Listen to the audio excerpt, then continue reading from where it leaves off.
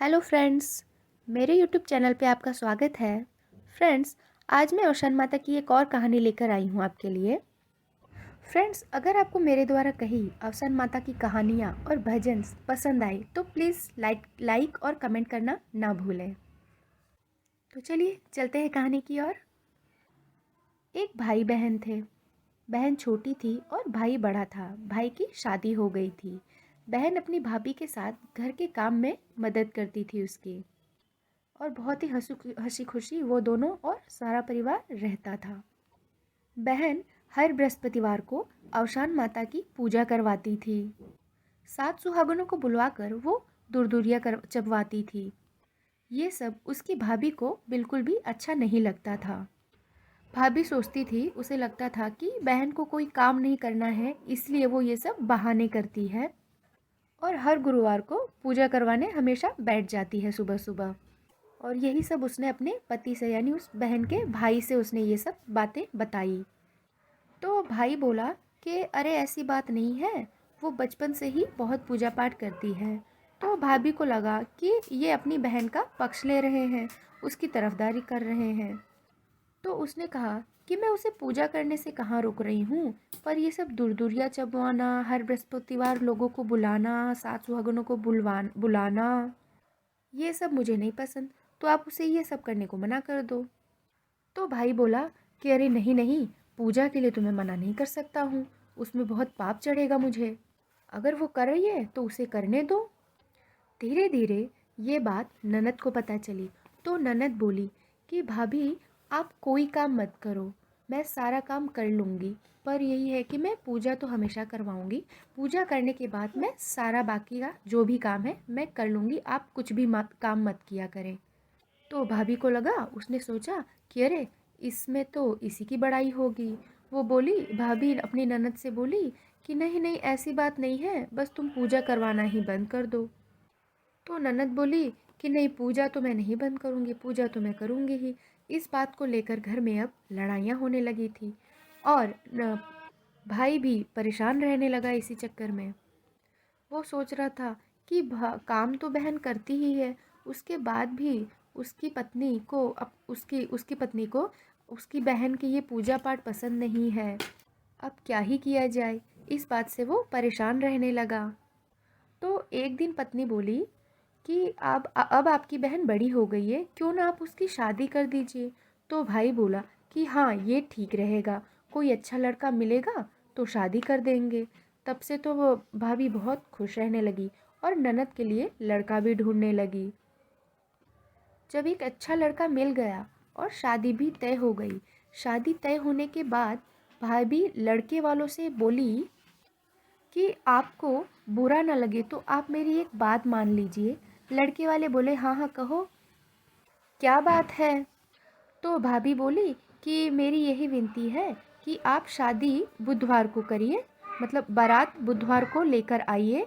मैंने सुना है कि बुधवार को हुई शादी बहुत ही अच्छी होती है, और हमारे यहाँ की ये रीत भी है कि दूसरे दिन सुबह ही सुबह 4 बजे भोर में ही विदाई हो जाती है।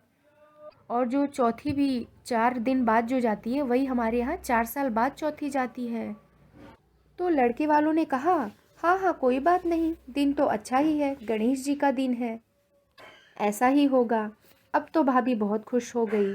सोचने लगी, अब पता चलेगा जब बृहस्पतिवार को ससुराल जाएगी तब उनका व्रत टूटेगा। मतलब सोचने लगी कि अब ननद बृहस्पतिवार को जब ससुराल जाएगी तो वो व्रत कैसे करती है, देखते हैं अब बुधवार के दिन ननद की शादी हुई और गुरुवार को 4 ही बजे विदाई हो गई।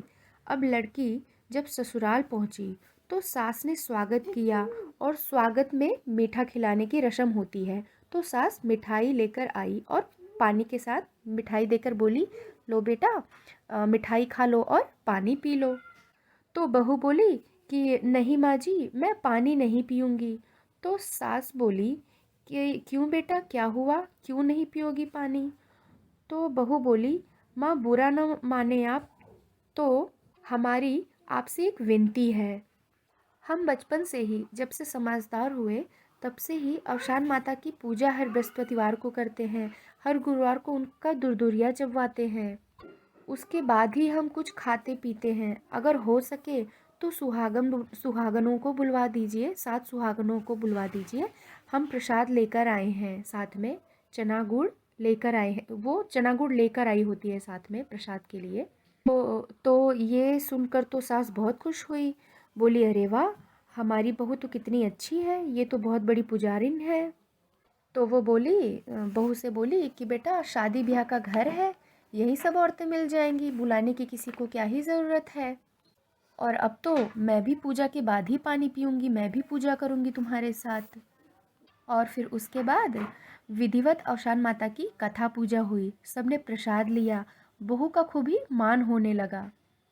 सभी उससे, बहू से बहुत ही खुश रहने लगे। जो भी सुनता था कहता था कि उनकी यहाँ बहुत ही अच्छी बहू आई है, और वो पूजा पाठ भी बहुत ही करती है, बहुत ही संस्कारी बहू आई है। और अब इधर भाभी सोच रही थी कि अब तो ननद का व्रत टूट गया होगा, अब पता चला होगा। यहाँ थी तो नखरे ही थे उनके, अब पता चलेगा।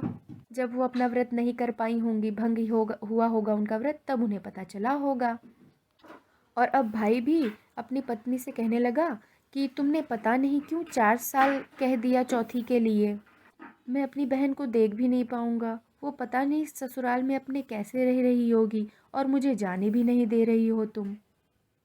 जाता तो कम से कम हालचाल तो ले आता उसका। तो उसकी पत्नी कहने लगी कि अगर आप हालचाल लेने जाओगे तो उसके ससुराल वाले कहेंगे कि वादे से मुकर गए हैं, इसलिए अभी नहीं, 4 साल बाद जाइएगा। अब धीरे धीरे समय बीता, 4 साल बीत गए। तो भाई बड़ी तैयारी करने और करवाने लगा कि अब तो हम जाएंगे अपनी बहन को लेने। तो भाभी ने अपना बेटा भी अपने पति के साथ भेज दिया, कहा इसे भी लेकर जाइए। और अपने बेटे को सिखा दिया कि जाना तो देखना बुआ कैसे रह रही है, कैसा घर बार है उसका, ये सब वगैरह वगैरह सब आकर मुझे बताना, ऐसा सब सिखाकर उसे उस अपने पति के साथ भेज दिया। अब बेटा गया तो उसने देखा कि बुआ के तो बहुत ठाठ हैं, बड़ा मानजान उनका हो रहा है, उनके घर में पहले से ज़्यादा अमीरी आ गई है। उसके भाई ने भी ये सब देखा। तब उसकी बहन के ससुर जी ने कहा कि ये सब आपकी बहन हमारी बहू के शुभ कर्मों का ही फल है, उसकी पूजा पाठ का ही फल है कि हमारे घर में तरक्की आई है, बहुत ही खुशियां हैं हमारे घर में। ये सब सुनकर भाई को बहुत ही अच्छा लगा।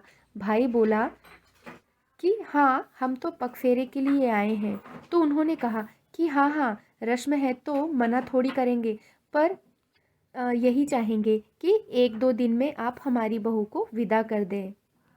भाई राज़ी हो गया, क्योंकि उसने सोचा कि बहन हमारे यहाँ से ज़्यादा अपने ससुराल में ही यहीं पर खुश ज़्यादा रहेगी। जब ये लोग घर आए तो उस भाभी ने अपने बेटे से सब पूछा, और बेटे ने सभी बताया कि भाभी के तो ऐसे ठाठ है, इनका इतना मानजान है, वगैरह वगैरह सब बताया कि बुआ की वजह से ही इनके घर में खुशियाँ आई हैं, बरक़्क़त हुई है। तो ये सब सुनकर भाभी को बहुत ही जलन होने लगी। वो बोली, इनको फिर जल्दी ही भिजवा दो भाई, ये इतने ठाठ से रहती हैं तो हमारे यहाँ कैसे रह पाएंगी, भाई भिजवा दो इनको जल्दी ही।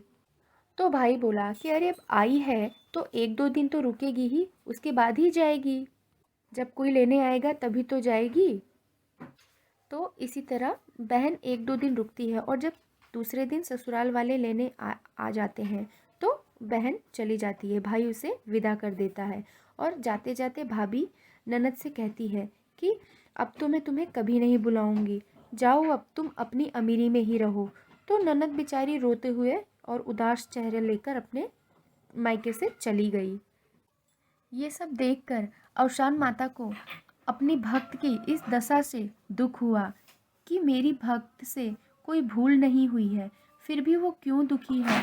तब अवसान माता के प्रकोप से उनके घर में ननद की भाभी ने जो उसे ऐसे कटु शब्द बोले थे, उसके परिणाम स्वरूप उनके घर में आग लग गई। उनके घर में कुछ भी नहीं बचा, आग लगने की वजह से खाने पीने से लेकर सारा सामान जल चुका था। अब उनके यहाँ तंगी आ गई। अब भाभी को रिश्तेदारी कोई भी याद नहीं आए सिवाय अपनी ननद के। तो वो अपने पति से बोली कि आपकी बहन तो बहुत अमीर है और आपका कहना है कि उनके यहाँ जो खुशियाँ, जो अमीरी है, आपकी बहन की वजह से ही है और उसका बहुत मानजान भी होता है। तो चलो हम वहीं रहते हैं परिवार के साथ। तो भाई बोला, अमीर तो है पर बेटी के घर जाना और उसके यहाँ रहना अच्छी बात नहीं होगी। उसके सम्मान में कोई कमी आ गई तो? भाभी बोली, ऐसी कोई बात नहीं है, दुख मुसीबत में कौन ये देखता है। और पति को समझाने लगी कि ये सब बात, और यही सब बात कह के पति को लेकर वहाँ पहुँच गई।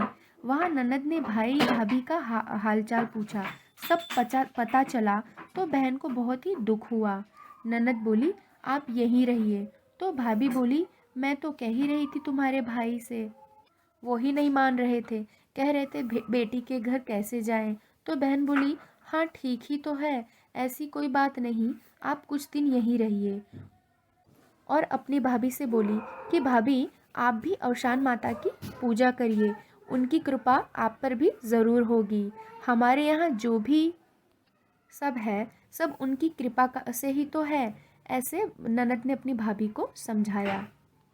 बृहस्पतिवार के दिन जब बहन ने अवशान माता की पूजा की और सच्चे दिल से माता को कहा, हे अवशान माँ, अगर मैं आपकी सच्ची भक्त हूँ तो मेरी बातों का मान रखिएगा। अवशान माँ ने उसकी पुकार सुन ली। यहाँ भाई भाभी भी अपने घर के लिए निकले थे और वो अपने घर भी आ गए थे और भाभी भी अवशान माता की पूजा करवाने लगी। अवशान माँ की भक्त उसकी भाभी भी अवशान माता की भक्त हो गई और ननद से भी प्यार करने लगी।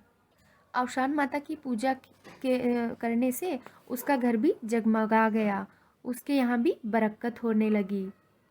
हम सबको भी अपने सारे भक्तों को वो खुशियाँ प्रदान करें। जय अवशान मैया। तो ये थी अवशान माता की कहानी भक्तों। अगर ये कहानी आपको कैसी लगी कमेंट बॉक्स में ज़रूर बताएं। Thank you.